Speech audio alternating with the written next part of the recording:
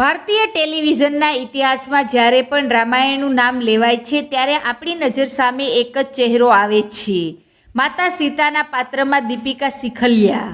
એક સમયે લોકો તેને સાક્ષાત દેવી માનતા અને રસ્તામાં જોતા જ પગે લાગતા. પણ શું તમે જાણો છો કે દીપિકાજીની આ સફર એટલી સરળ નહોતી? આજે આપણે તેમના જન્મ, પરિવાર, ગુજરાતી ફિલ્મોમાં તેમનું યોગદાન અને તેમના જીવનના એવા પાસાઓ વિશે જાણીશું જે તમે કદાચ નહીં જાણતા હો. જન્મ અને પ્રારંભિક જીવન. મિત્રો, દીપિકા શીખલિયાનો જન્મ 29 એપ્રિલ 1965ના રોજ મુંબઈમાં થયો હતો. તેઓ મૂળ ગુજરાતી પરિવારના છે. તેમના પિતાનું નામ રાજેશભાઈ શીખલિયા છે.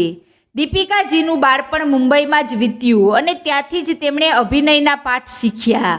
કરિયરની શરૂઆત અને હિન્દી બોલ્ડ ફિલ્મો. મિત્રો, ઘણા લોકોને લાગે છે કે દીપિકાજીએ રામાયણથી જ કરિયર શરૂ કર્યું, પણ એવું નથી. તેમણે 1983માં સુન મેરી લેલા ફિલ્મથી ડેબ્યુ કર્યું હતું. રામાયણ પહેલાં તેમણે શીખ 1986 અને રાત કે અંધેરે મેં 1987 જેવી હોરર અને બોલ્ડ ગણાતી ફિલ્મોમાં કામ કર્યું હતું. રસપ્રદ વાત એ છે કે તેમને રાજ કપૂરની રામ તેરી ગંગા મેલીમાં રિજેક્ટ કરવામાં આવ્યા હતા, જે તેમના માટે વરદાન સાબિત થયું, કારણ કે ત્યારબાદ તેમને રામાયણ મળી.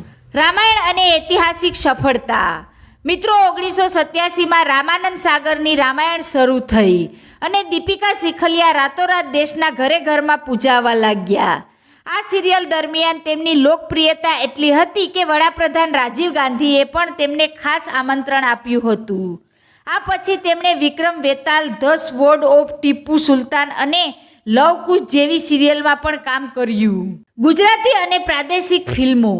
મિત્રો, ગુજરાતી હોવાને નાતે તેમણે ગુજરાતી સિનેમામાં પણ મોટું નામ કમાયું. તેમણે અનેક સુપરહિટ ગુજરાતી ફિલ્મો આપી, જેમાં તેમની જોડી નરેશ કંડુડિયા સાથે ખૂબ જ વખણાઈ હતી. તાજેતરમાં 2018માં આવેલી ગુજરાતી ફિલ્મ નટ સમ્રાટમાં પણ તેમણે શાનદાર અભિનય કર્યો હતો. આ સિવાય તેમણે કન્નડ, તમિલ અને બંગાળી ફિલ્મોમાં પણ કામ કર્યું છે. અંગત જીવન, પતિ અને બાળકો.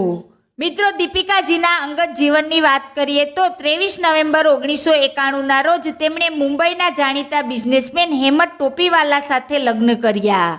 હેમંતભાઈ શૃંગાર, બિંદી અને ટિપ્સ એન્ડ રોઝ કોસ્મેટિકના માલિક છે. તેમને 2 દીકરીઓ છે, નિધિ ટોપીવાલા અને જુહી ટોપીવાલા. રાજકારણ અને અન્ય પાસાઓ. મિત્રો, માત્ર અભિનય જ નહીં, દીપિકા શીખલિયા રાજકારણમાં પણ સક્રિય રહ્યા હતા. 1991માં તેઓ વડોદરા બેઠક પરથી ભાજપની ટિકિટ પર ચૂંટણી લડીને સાંસદ બન્યા હતા. હાલમાં ક્યાં છે અને શું કરે છે? મિત્રો, આજે દીપિકાજી તેમના પરિવાર સાથે મુંબઈમાં રહે છે. 2024-2026ના સમયગાળામાં પણ તેઓ સોશિયલ મીડિયા પર ખૂબ એક્ટિવ છે અને ઘણીવાર પોતાના વિડીયો દ્વારા ચાહકો સાથે જોડાયેલા રહે છે. તેઓ અત્યારે પણ એક્ટિવમાં સક્રિય છે. 2023માં તેમણે ધરતીપુત્ર નંદિની સિરિયલ દ્વારા પ્રોડ્યુસર તરીકે પણ પદાર્પણ કર્યું છે. દીપિકા શીખલિયાએ બતાવ્યું કે એક કલાકાર માટે કોઈ પણ સીમાડા હોતા નથી, પછી તે બોલ્ડ ફિલ્મો હોય, સીતા માતાનું પવિત્ર પાત્ર હોય કે રાજકારણ. આજે પણ લોકો તેમને એટલો જ પ્રેમ આપે છે.